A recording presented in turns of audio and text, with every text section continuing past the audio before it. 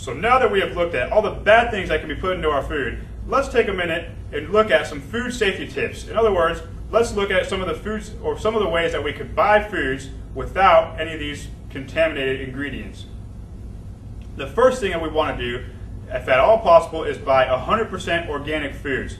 So what this means is that the US and Canadian governments do not allow manufacturers to label something 100% organic if it has any kind of chemicals or genetically modified substances in it.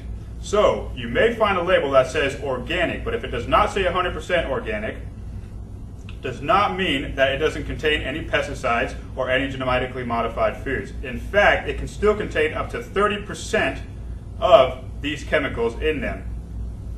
So make sure that your label says 100% organic. The next step you want to take is, if you have to eat meat, preferably stay away from beef as much as you can.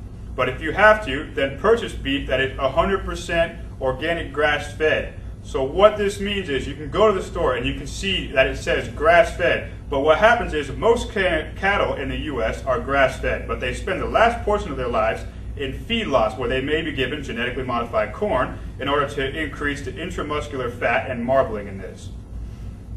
Step number 3 is shop locally. So instead of going to big chain stores where you have no idea where your fruits and vegetables are coming from, or your meats or your dairy products are coming, go to your local health stores or local farmers markets and get your produce from places that you know that they've come from somewhere that doesn't have genetically modifying in them.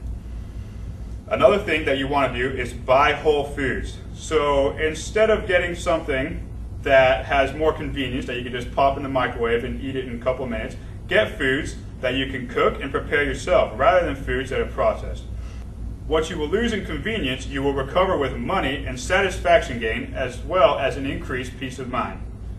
Try cooking a meal from scratch once or twice a week. You might actually find out that you enjoy making your own food and the way that your food tastes from your local shops.